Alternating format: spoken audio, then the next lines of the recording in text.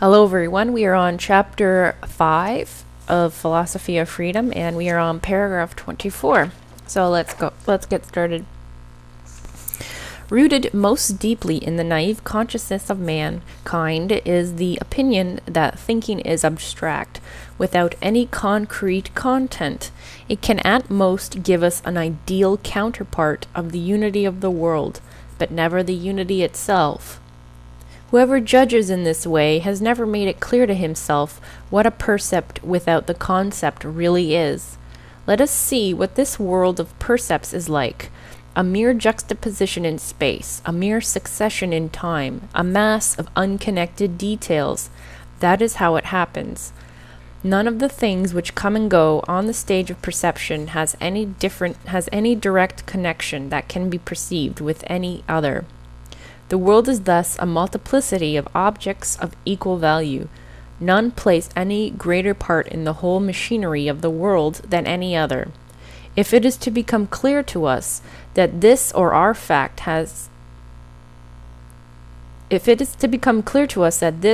that fact has greater significance than another, we must consult our thinking. Were thinking not to function, the rudimentary organ of an animal which has no significance in its life would appear equal in value to the most important limb of its body.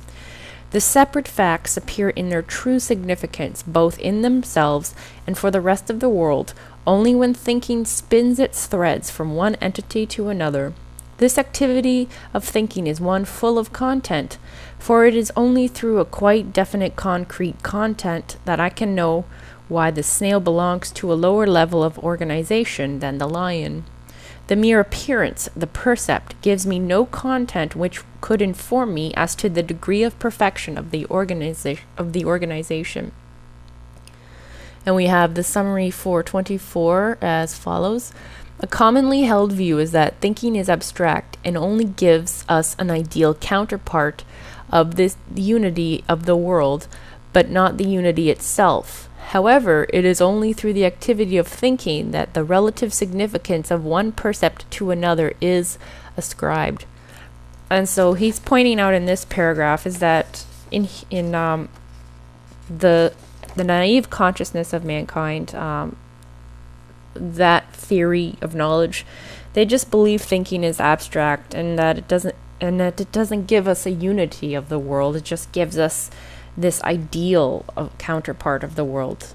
But obviously Steiner has pointed out that thinking does give us this unity, and it's not some abstract thing. It gives us real information and whatnot.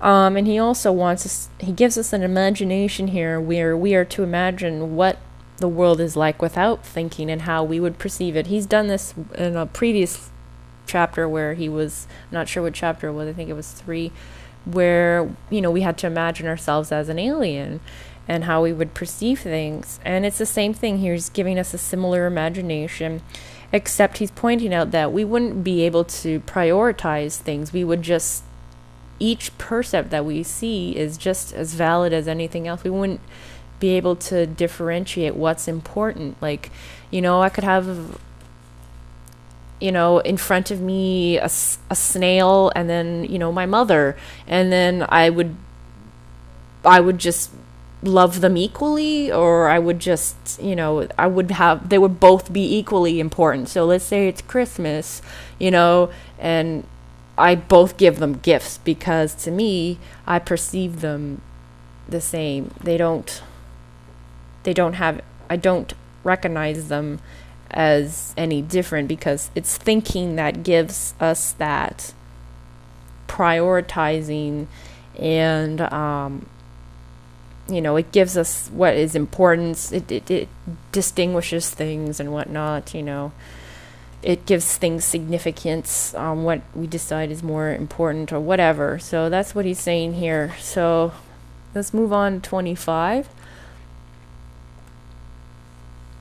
Thinking offers this content to the percept from man's world of concepts and ideas, in contrast to the content of percepts, which is given to us from without. The content of thinking appears inwardly. The form in which this first makes its appearance we will call intuition.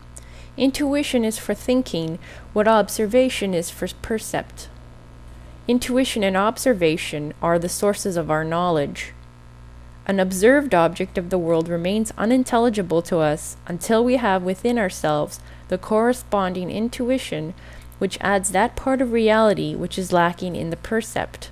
To anyone who is incapable of finding intuitions corresponding to the things, the full reality remains inaccessible.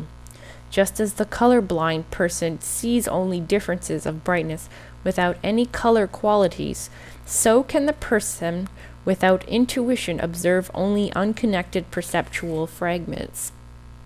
And the summary for 25 is the form which thinking first makes its appearance is called intuition.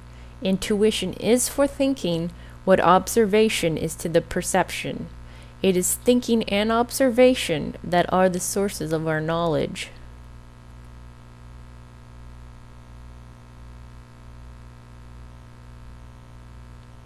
So, again, intuition is equal to, intuition is for thinking what observation is for percept. So, intuition and observation are our sources of knowledge, is what he states.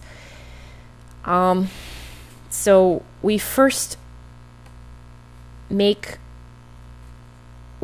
get this awareness, we first grasp this thinking through intuition. That's how it first makes its appearance, and we call that intuition.